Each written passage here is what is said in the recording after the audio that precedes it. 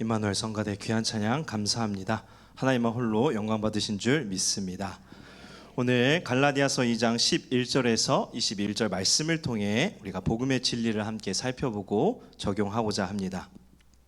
바울 사도는 갈라디아서 1장에서 자신의 사도권과 복음이 그리스도로 말미암은 것이라고 갈라디아 교회 교인들에게 변호하죠. 바울 사도가 자신의 사도권과 복음을 변호한 이유는 그가 전한 복음이 거짓 교사들, 이제 율법주의자들인데요. 이 거짓 교사들로 인하여 공격을 받아 복음이 변질되고 교회가 진리가 무너지면서 흔들리고 있기 때문입니다. 이 율법주의자들의 주장이 무엇이었는가 하면 사도행전 15장 1절에서 1절과 5절 이 두 절을 보시면 어떤 사람들이 유대로부터 내려와서 형제들을 가르치되 너희가 모세의 법대로 할례를 받지 아니하면 능히 구원을 받지 못하리라 하니 바리새파 중에 어떤 믿는 사람들이 일어나 말하되 이방인에게 할례를 행하고 모세의 율법을 지키라 명하는 것이 마땅하다 하니라. 율법주의자들은 구원받으려면 할례를 행해야 되고 율법을 지켜야 한다고 주장합니다. 이들은 예수 믿는 것을 전에도 말씀드렸지만 부인하지 않습니다. 다만 이들은 이것만으로는 부족하다는 것이죠.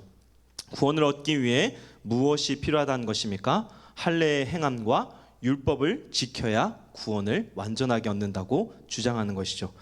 여러분, 이 주장이 왜 위험한가 하면 하나님께서 누구에게나 차별 없이 베푸신 은혜의 구원에 자격과 조건, 인간의 노력을 다시 포함시켰기 때문입니다. 이렇게 되면 주님께서 이루신 구원을 부족한 구원으로 만든 것인데요. 왜냐하면 예수님이 이루신 구원이라 할지라도 할례를 행하지 않고 율법을 지키지 않으면 구원을 받지 못하게 되는 것이죠. 즉 예수님이 십자가 대속을 이루셔도 할례와 율법 준수 없이는 구원을 얻지 못하게 되는 것입니다. 예수님께서 이루신 구원이 우리가 구원받기에 부족한 구원입니까? 그렇지 않죠. 충분합니다. 모든 인류가 구원을 받기에 충분합니다. 그럼에도 율법주의자들은 예수님이 이미 이루신 구원에 할례와 율법 준수를 포함하여 구원을 완성하고자 했던 것입니다. 하나님께서 이루시고 하나님만 영광 받아야 할 구원에 누구를 넣은 것입니까? 사람을 넣은 것입니다. 자격과 조건, 행위에 합당한 사람이 구원받도록 변질시킨 것입니다. 하나님께서 자격과 조건 없이 믿는 누구에게나 베푸신 이 구원에 인간의 자격과 행함을 넣음으로 구원이 변질된 것이죠. 사람들이 하나님의 은혜만을 의지하는 것이 아니라 자신의 자격과 자신의 행위로 구원을 얻고자 힘쓰도록 만드는 것입니다. 바울 사도는 이러한 거짓 복음을 전하는 이들에게서 갈라디아 교회를 다시금 바른 진리로 세우기 위하여 자신의 사도직, 자신의 복음, 심지어 자신의 회심 사건과 그 이후의 여정을 자세하게 밝히며 바울 자신이 전한 복음이 참 복음임을 갈라디아서에서 말씀하는 것입니다. 갈라디아서 2장 1절에서 10절에서는 할례를 받지 않은 디도를 예루살렘으로 데려오면서 구원이 할례와 율법 행함에 있지 않고 예수 그리스도를 믿는 모든 이들에게 임하게 된 것을 예루살렘에 담대하게 예루살렘에서 증거하죠.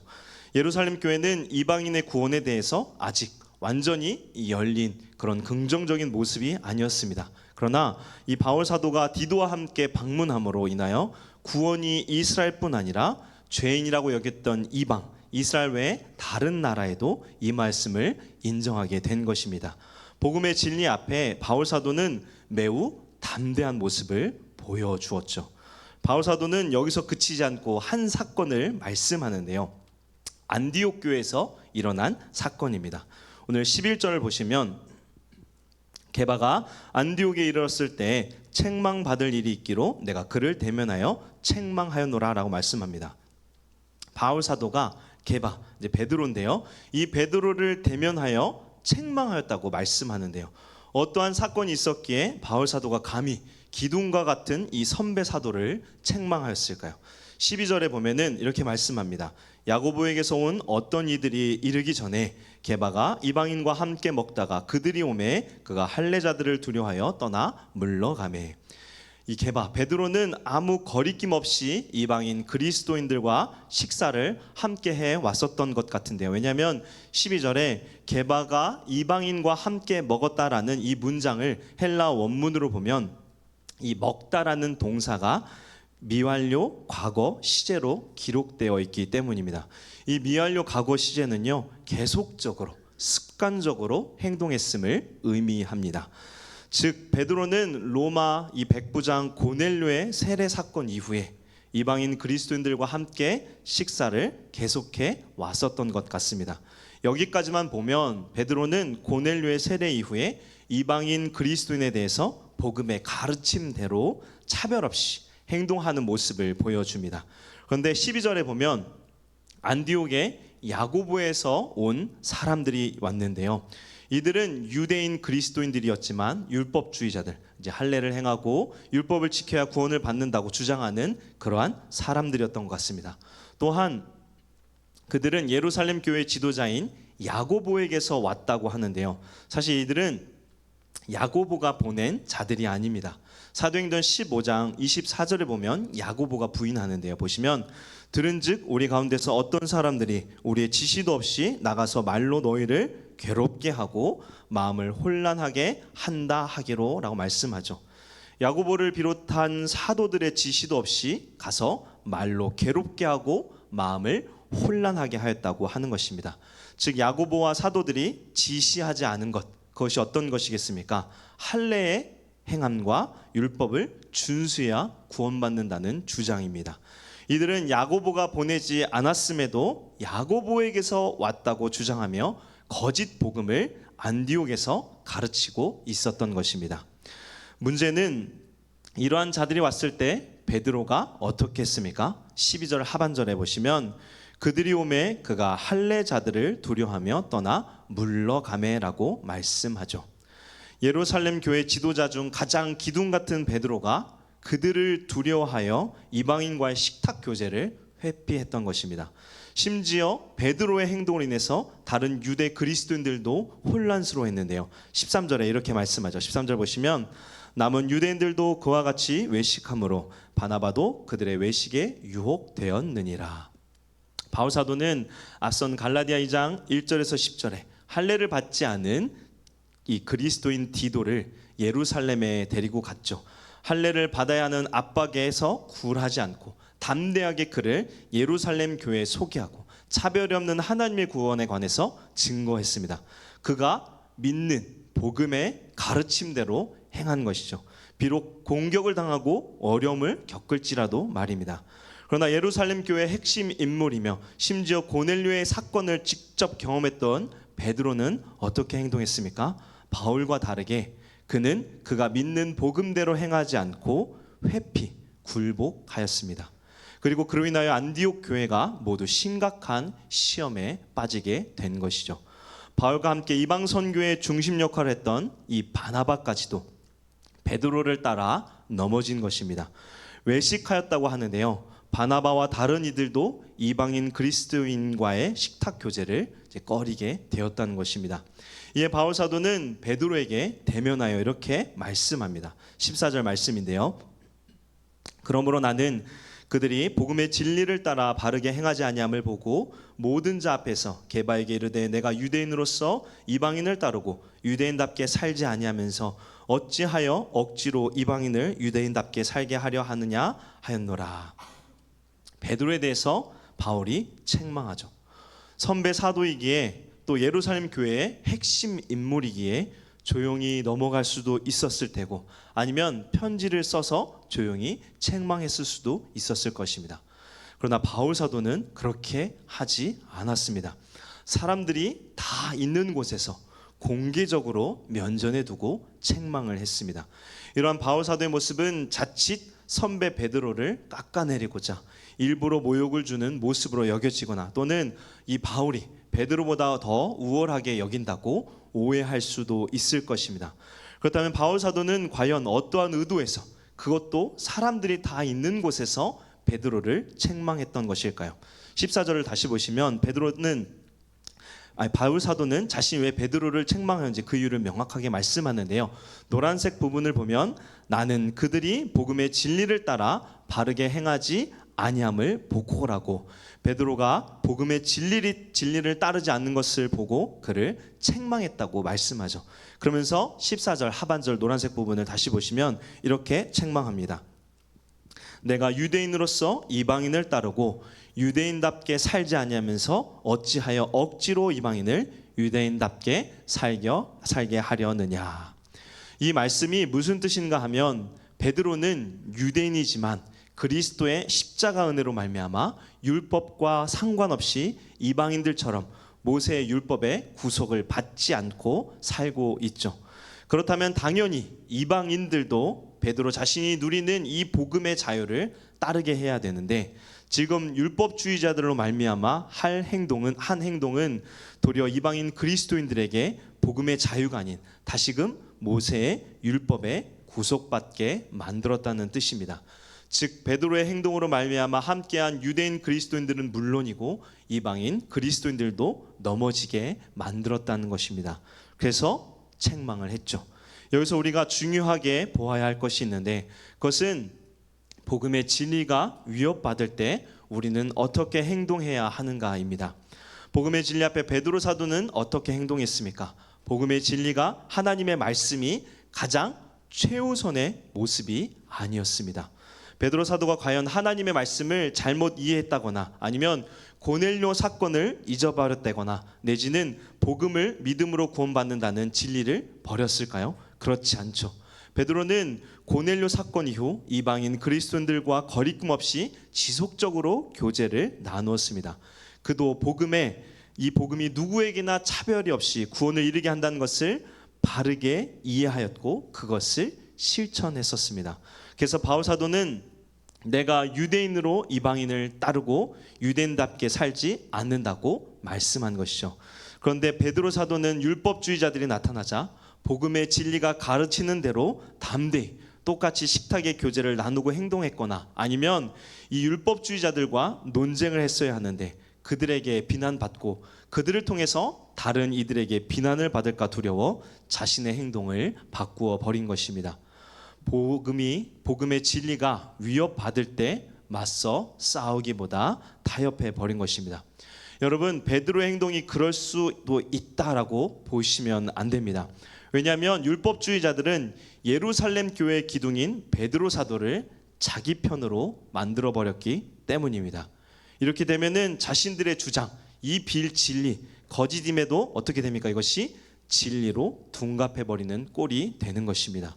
죄인 우리가 예수 그리스도가 이루신 대속을 믿음으로 구원을 얻는다는 복음의 이 진리, 나중에 바울 사도가 15절 17절에서 더욱 자세하게 설명하는데요, 이 은혜가 무너져 버리고 앞에서 말씀드렸던 인간의 자격과 행위가 그 자리를 대신하게 되는 것입니다. 그리고 그를 따르는 사람들, 그에게 영향을 받는 사람들도 복음의 진리가 위협받을 때 어떻게 하겠습니까? 타협하도록 만드는 것이죠. 여러분, 우리는 그렇다면 어떻게 살아갑니까? 바울처럼 복음의 진리를 지키기 위해 담대하게 가르침대로 살아갑니까? 아니면 베드로처럼 회피하거나 타협합니까? 복음의 진리를 바르게 알지 못하는 것도 문제이지만 베드로처럼 복음의 진리를 알면서도 그 가르침대로 행동하는 것이 아니라 타협하거나 믿음과는 다르게 사는 것은 더 큰 문제입니다. 왜냐하면 복음의 진리를 바르게 알지 못하는 이들은 그것을 바르게 깨달으면 되는 것이지만 복음의 진리를 알고도 그대로 행하지 않는 것은 여전히 죄 가운데 있는 것, 스스로 복음의 자유를 회피하고 누리지 않는 것이기 때문입니다. 그래서 야고보 사도는 야고보서 4장 17절에 이렇게 말씀합니다. 그러므로 사람이 선을 행할 줄 알고도 행하지 아니하면 죄니라. 복음의 진리를 알고도 그것을 어떻게 해야 합니까? 반드시 삶 속에 행동으로 옮겨야 하는데 세상의 권세에 두려워 이런 핑계 저런 핑계를 대면서 진리의 가르침대로 행하지 않는다면 여전히 죄 가운데 있는 것이고 도리어 진리를 거짓으로 바꿔버리는 것밖에 되지 않는 것입니다. 과거 일제 강점기 때 우리 한국교회가 어떠한 실수를 했습니까? 신사참배를 했죠. 그것이 복음의 진리의 가르침에 완전히 위배되는 것을 알면서도 교회가 그 일에 굴복했습니다. 일본의 압제에 두려워 그들과 타협한 것이죠. 오히려 신사참배에 굴복하지 않는 목사님들이 감옥에 가고 심한 고문을 당하며 목사직에서 파면당하기까지 하였습니다. 한국 교회에 지울 수 없는 상처이죠. 여러분, 세상은 복음의 진리를 결코 기뻐하지도 환영하지도 않습니다. 오히려 대적하며 굴복시키려고 하죠. 이러한 세상에서 우리는 과연 진리의 가르침대로 살아가고 있습니까? 아니면 세상과 타협하며 살아가고 있습니까? 느부갓네살 왕이 금신상에 모두 절하도록 명령하고 절하지 않으면 즉시 맹렬히 타는 풀무불에 던져 넣는다고 하여도 다니엘의 세 친구는 어떻게 하였습니까? 그들은 진리의 가르침대로 말씀대로 절하지 않았습니다. 왕의 권세에 굴복하지 않았죠. 맹렬히 타는 풀무불 앞에 다시 한번 절할 기회를 주었음에도 다니엘의 세 친구는 이렇게 대답하며 거절합니다. 다니엘 3장 17절 18절 말씀인데요, 우리 함께 읽겠습니다. 왕이여, 우리가 섬기는 하나님이 계시다면 맹렬히 타는 풀무불 가운데서 능히 건져내시겠고 왕의 손에서도 건져내시리이다. 그렇게 하지 아니하실지라도 왕이여, 우리가 왕의 신들을 섬기지도 아니하고 왕이 세우신 금신상에게 절하지도 아니할 줄을 아옵소서. 아멘. 하나님이 능히 왕의 손에서 건져낼 것을 믿었고 그렇게 하지 아니하실지라도 타협하지 않겠다고 거부하죠. 이들처럼 복음의 진리대로 삶을 끝까지 살아가는 우리 모두 되기를 원합니다. 비록 그렇게 하지 아니하실지라도, 우리 앞에 비난이나 고통, 죽음이 있을지라도 그것을 두려워하는 것이 아니라 영혼을 멸하시는 하나님을 두려워하며 복음의 진리대로 온전히 살아가는 우리 모두 되기를 원합니다. 바울 사도가 이어서 복음의 핵심 진리를 말씀하는데요, 구원이 율법을 지키는 행위나 할례처럼 자격에 있지 아니하고 오직 믿음으로 얻게 됨을 말씀하는데요, 갈라디아서 2장 15절 16절 말씀, 우리 두 절 말씀 함께 읽겠습니다. 우리는 본래 유대인이요 이방 죄인이 아니로되 사람이 의롭게 되는 것은 율법의 행위로 말미암음이 아니요 오직 예수 그리스도를 믿음으로 말미암는 줄 알므로 우리도 그리스도 예수를 믿나니 이는 우리가 율법의 행위로서가 아니고 그리스도를 믿음으로써 의롭다함을 얻으려 함이라. 율법의 행위로서는 의롭다함을 얻을 육체가 없느니라. 아멘. 16절에 보시면 의롭게 되다라는 표현이 무려 3번이나 나옵니다. 의롭게 되다라는 표현은 법정적 용어로 법정에서 죄가 없다, 의롭다라고 선포한 것인데요, 이것을 누가 선언합니까? 의로우신 하나님께서 의롭다고 선언하는 것입니다. 신학적 용어로 칭의라고 하는데요, 많이 들어봤을 겁니다. 즉 하나님이 의롭다고 선언하심으로 죄에서 구원받았다는 것입니다. 우리는 하나님과 같이 의로운 자가 결코 아닙니다. 아담의 범죄 후 인간 중에 그 누구도 의롭다고 여김, 죄가 없다고 여김을 받을 만한 사람은 아무도 없습니다. 이스라엘 백성도 의롭다고 여길 만한 백성이 아니죠. 죄인들임에도 불구하고 하나님께서 그들을 택하셨고 율법을 주셔서 지키게 하셨습니다. 그들이 율법을 통해 구원을 얻도록 율법을 주신 것이 아니라 하나님의 요구가 얼마나 높은 것인지, 하나님께서 원하시는 이 의로움을 지키는 것이 얼마나 어려운 것인지, 인간이 얼마나 하나님과 거룩한 하나님과는 다른 죄인인지를 깨닫도록 하기 위해 율법을 주신 것입니다. 그러나 유대인들, 특히 바리새인과 종교 지도자들, 그리고 오늘 등장하는 율법주의자들은 그러한 하나님의 뜻을 바르게 깨닫지 못하고 이 율법, 주어진 율법을 지킴으로 자신들이 구원받을 자격 있는 거룩한 존재, 의로운 존재라고 여겼습니다. 즉 율법을 지킴, 행함이 구원의 조건이 된 것입니다. 그런데 이러한 율법을 어느 누구도 완벽하게 지킨 사람이 없죠. 예수 그리스도를 제외하고는 아무도 없습니다. 그래서 바울 사도는 16절에 노란색으로 표시하신 부분을 보시면 사람이 의롭게 되는 것은 율법의 행위로 말미암음이 아니요 율법의 행위로서는 의롭다함을 얻을 육체가 없느니라라고, 율법의 행위로는 아무도 하나님으로부터 의롭게 여김을 받을 수 없다고 선언하는 것입니다. 사탄은 첫사람 아담 때부터 하나님과 같이 되어 하나님처럼 스스로 의를 얻어 구원을 얻을 것이라고 속였죠. 아담은 이 속임에 넘어갔고 우리 모든 인류는 이 속임을 쫓아가고 있습니다. 그래서 스스로 구원을 얻을 수 있는 것처럼 하나님처럼 의를 얻어 평안과 구원을 얻을 수 있는 것처럼 살게 만든 것입니다. 이렇게 저렇게 열심히 살면 이러한 자격을 얻으면 구원을 얻을 수 있는 것처럼 말입니다. 세상은 이러한 자격과 조건, 노력으로 구원을 얻기 위해 자기 의를 쌓아가며 살아갑니다. 그래서 세상의 모든 종교, 도덕 제도를 살펴보면 어떻습니까? 선을 열심히 쌓게 하고 열심히 노력하면 구원을 얻을 수 있는 것처럼 속이죠. 율법을 지키는 건 역시 특별한 조건과 자격, 그리고 인간의 노력까지 다 들어가 있죠. 자기 의를 세우기에 얼마나 좋습니까? 그러나 하나님께서는 인간이 얻고자 하는 방식, 자격과 조건, 노력을 통해 구원을 얻도록 하시지 않았습니다. 바울 사도는 하나님의 방식, 의롭게 되는 것을 16절에 이렇게 말씀하죠. 노란색 부분을 다시 한번 보시면 오직 예수 그리스도를 믿음으로 말미암는 줄 알므로 우리도 그리스도 예수를 믿나니 이는 우리가 율법의 행위로서가 아니고 그리스도를 믿음으로써 의롭다함을 얻으려 함이라.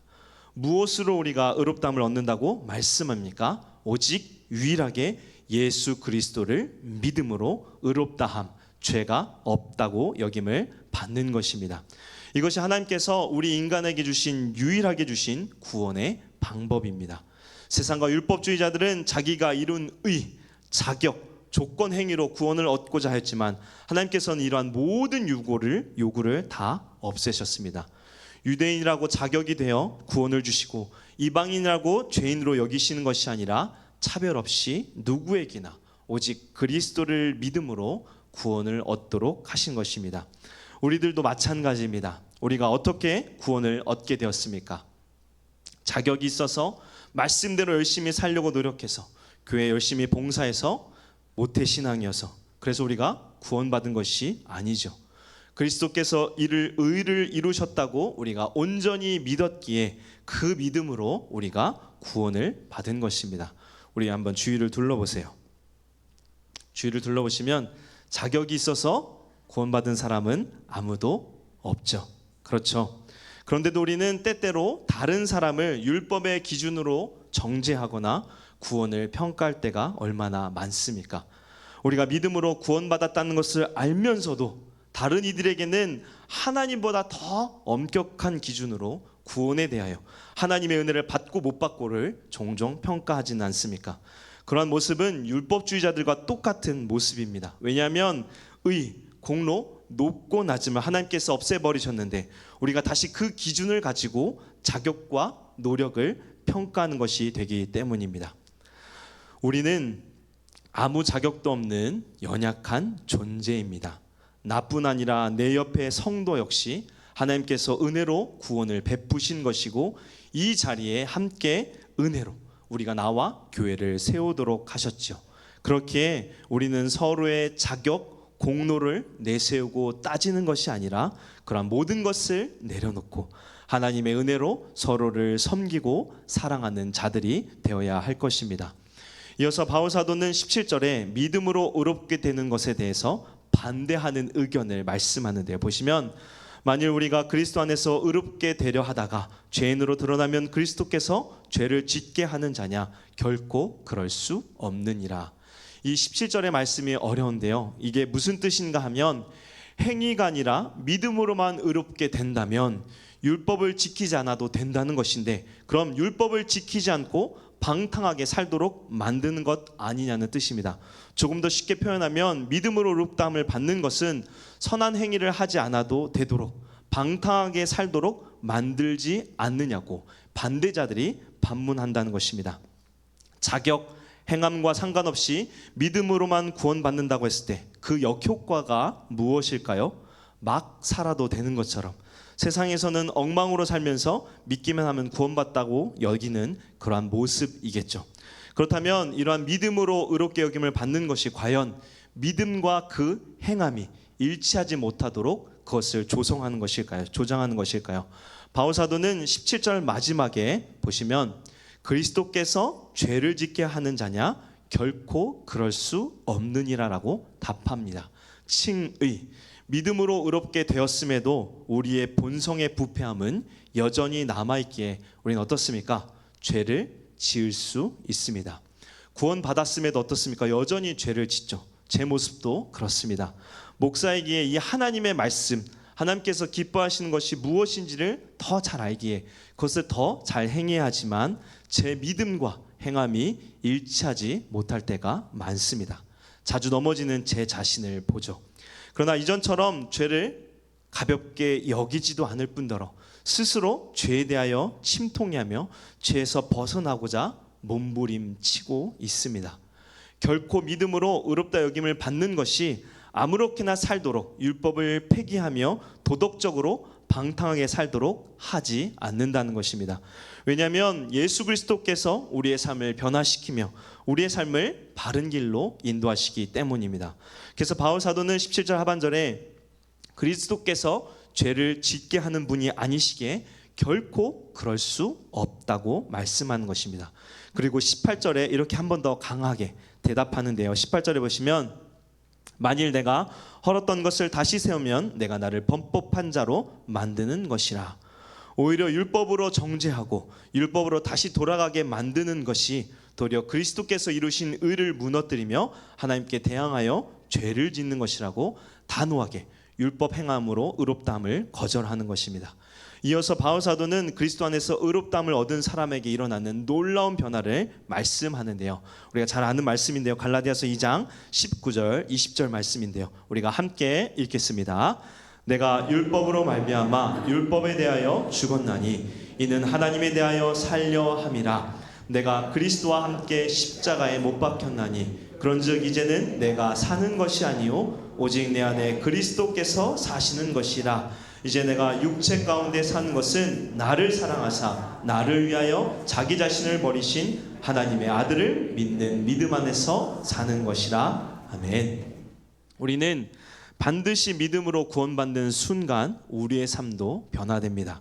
왜냐하면 고린도서 5장 17절의 말씀처럼 우리의 이전 것, 옛 것은 지나가고 이제 우리가 새 것, 새로운 피조물이 되어버렸기 때문입니다. 새로운 피조물이 되면서 우리는 그리스도와 연합하게 되는데요. 그렇게 우리는 그리스도의 죽으심과 부활하심으로 새로운 삶을 살게 되는 것입니다. 예수 그리스도께서 십자가의 죽으심으로 우리는 율법에 대하여 죽었습니다. 그로 인하여 우리는 다시 옛 죄인의 모습으로 살아갈 수 없게 되는 것입니다. 이제 우리는 믿음을 통해 그리스도를 의지함으로 어떻게 살게 됩니까? 내 안에 그리스도께서 사시는 것이라고 바울 사도는 말씀하죠. 나 중심 내 의를 세우며 살아가는 것이 아니라 변화되어서 나를 사랑하사 나를 위하여 자신을 버리신 이 하나님의 아들 예수 그리스도를 믿는 믿음으로 살아가게 되는 것입니다. 더 구체적으로 말씀드리면 내 욕심, 내 뜻을 위해서 사는 것이 아니라 하나님의 뜻대로 살게 되는 것입니다. 어떻게요? 그리스도를 의지함으로 그리스도의 말씀에 순종함으로 변화된 모습으로 살게 되는 것입니다. 이것을 우리가 신학적 용어로 성화라고 합니다. 비록 그 모습이 매우 조금씩 서서히 변화되지만 반드시 변화되고 이 변화는 반드시 그리스도의 장성한 분량이 충만한 데까지 이르게 될 것입니다. 이것을 믿는 우리 모두 되기를 바랍니다. 우리가 의롭게 되는 것, 구원 얻는 것은 결코 우리의 힘, 우리의 자격으로 인함이 아닙니다. 하나님의 전적인 은혜이죠. 우리는 이 은혜를 입은 자들입니다. 바울 사도는 이러한 은혜를 잊어버리고 자기의 의, 행위와 자격으로 구원을 받고자 한다면 21절의 말씀처럼 그리스도께서 헛되이 죽으신 것이라고 말씀합니다. 우리가 기억해야 할 것이 있는데 우리는 구원받을 만한 자격도 조건도 행함도 없는 자들이라는 것입니다. 아무런 소망조차 없는 어리석고 연약한 죄인들이죠. 그러나 그런 자기 자신에게 아무 소망이 없음을 발견할 때 우리는 누구를 바라봐야 됩니까? 하나님을 바라봐야 됩니다. 바로 우리를 위하여 자기 자신을 버리신 예수 그리스도를 바라보고 의지하는 자들이 되어야 합니다. 그렇게 우리는 자신을 바라보지 않고 소망이신 그리스도만을 바라보고 의지하며 그렇게 사는 우리 모두 되기를 원합니다. 그럴 때 하나님께서는 우리를 일으키시고 상처를 치료하시며 강한 손으로 붙잡으사 하나님의 선한 일을 행하기에 합당한 자들로 우리를 만들어 가실 줄 믿습니다. 이 은혜와 소망을 날마다 붙잡고 예수 그리스도 안에 예수 그리스도와 함께 살아가는 우리 모두 되기를 주님의 이름으로 축원합니다. 또한 우리에게 주신 복음의 진리가 얼마나 소중한지 이것을 기억하고 이 복음의 진리를 담대하게 지키며 주의 은혜를 또한 날마다 전하며 살아가는 우리 모두 되기를 주님의 이름으로 축원합니다. 우리 시간 우리 믿음과 삶이라는 찬양 우리 함께 찬양하고 함께 결단하기를 원하는데요. 우리가 잘 모르는 찬양일 수 있는데 우리 함께 찬양하겠습니다.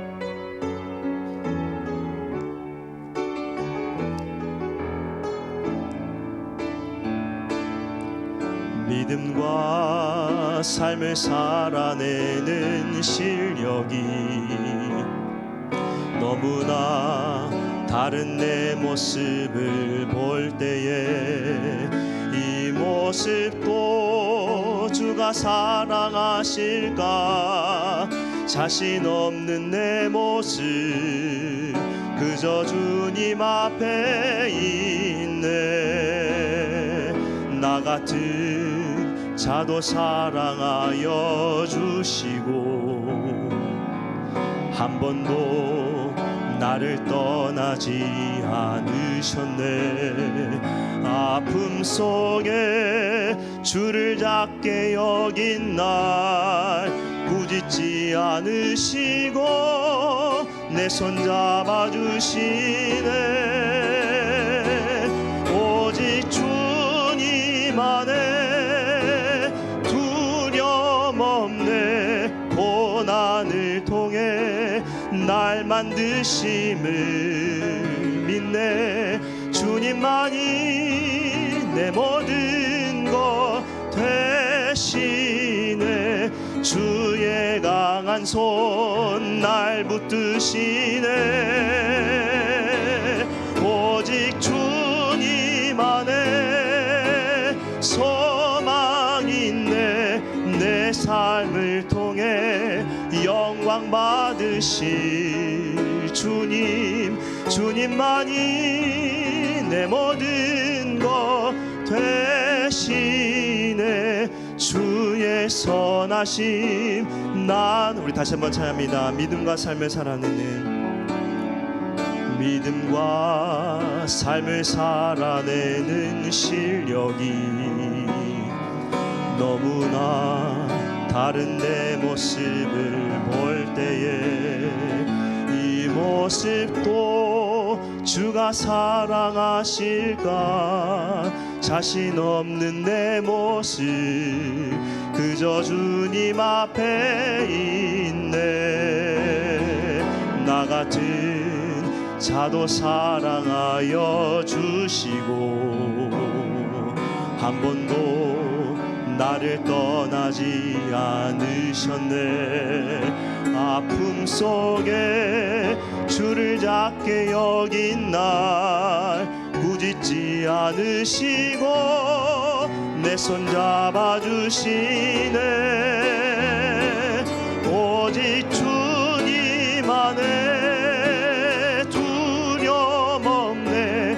고난을 통해 날 만드심을 믿네. 주님만이 내 모든 것 되시네. 주의 강한 손 날 붙드시네. 오직 주님 안에 소망 있네. 내 삶을 통해 영광 받으실 주님, 주님만이 내 모든 것 되시네. 주의 선하심 나 노래. 오직 주님 안에 두려움 없네. 오직 주님 안에 두려움 없네. 고난을 통해 날 만드심을 믿네. 주님만이 내 모든 것 주의 강한 손 날 붙드시네. 오직 주님 안에 소망이 있네. 내 삶을 통해 영광 받으실 주님, 주님만이 내 모든 것 되시네. 주의 선하심 나 노래하네. 우리가 방금 부른 찬양처럼 우리는 날마다 실패하고 넘어지는 연약한 자들입니다. 그럼에도 하나님께서는 아무 자격도 능력도 없는 우리를 그리스도를 믿음으로 구원 얻도록 은혜를 베풀어 주셨습니다. 그렇기에 우리는 자신을 바라보는 것이 아니라 우리의 참 소망이시며 참 평안이신 주님만 바라보는 자들이 되어야 합니다. 온전히 주님만을 의지할 때 하나님께서는 우리의 삶을 선하게 인도하시며 주님 안에 기쁨과 평강을 누리게 하실 것입니다. 이 시간 우리가 함께 결단하며 기도하기를 원하는데요, 주님, 나를 바라보지 않고 내 의를 드러내는 것이 아니라 아무 자격 없는 우리를 구원하여 주신 주님만 온전히 바라보고 주님만 의지하는 우리 되게 하여 주시옵소서. 또한 우리를 사랑하사 우리를 위하여 죽으신 그리스도를 위해 우리가 세상에서 담대하게 복음의 진리를 지키며 전하는 자들 되게 하여 주시옵소서. 우리 이 시간 주님의 이름 한번 부르고 동성으로 기도하겠습니다. 주여, 은혜로우신 하나님, 이 시간 우리가 다시금 말씀을 붙잡고 우리의 모습을 돌아보며 하나님 앞에 회개하고 주님 붙잡고 기도합니다. 하나님, 우리가 자격과 의가 없음을 고백합니다. 때때로 하나님, 나를 바라보며 내 의를 바라보며 다른 이들을 평가하고 비판했던 우리 어리석은 모습을 다시금 용서하여 주시옵시고, 아무 자격 없는 우리를 구원하여 주신 주님만 온전히 바라보며 그 은혜 가운데 살아가는 자들 되기를 붙잡아 주시옵소서. 우리가 온전히 주님만 바라보고 주님만 의지하는 삶을 살기를 원합니다. 무엇보다도 하나님, 이제 구원받은 우리가 이 세상에서 살아갈 때 우리를 사랑하사 우리를 위해 죽으신 그리스도를 위해 살아가는 자들 되게 하여 주시옵소서. 진리를 붙잡고 이 어두운 세상에서, 진리를 대적하는 세상에서 담대하게 복음의 진리를 지키며 이 복음의 은혜를 전하는 자들의 삶을 살기를 원하오니 주여, 우리를 붙잡아 주시옵시고 하나님의 은혜를 지키며 전하는 주의 백성들 될 수 있도록 우리의 삶을 주관하여 주시옵시고 은혜 베풀어 주시옵소서. 우리의 참 소망이신 주님, 오늘 갈라디아서 말씀을 통해 사람이 의롭게 되는 것을 깨닫게 하시니 감사합니다. 우리에게는 아무런 자격도 소망도 없으며 오직 주님의 은혜로 우리가 이 예배의 자리, 말씀의 자리, 은혜의 자리에 있음을 날마다 감사하며 하나님만을 의지하고 예수 그리스도를 위해 예수 그리스도의 말씀에 순종하며 사는 우리 모두 되게 하여 주시옵소서. 우리가 연약하고 넘어질지라도 주님께서는 강한 손으로 날마다 우리를 붙잡아 주실 줄 믿습니다. 악한 세상에서 주님이 이루신 의, 주님이 주신 진리를 온전히 지키며 담대하게 믿음으로 살아가게 하시고, 또 주님의 은혜와 사랑을 세상에 담대히 전하며 하나님의 뜻을 함께 세우는 우리 모두 되도록 은혜 베풀어 주시옵소서. 감사드리며 우리를 구원하신 예수 그리스도 이름으로 기도합니다. 아멘.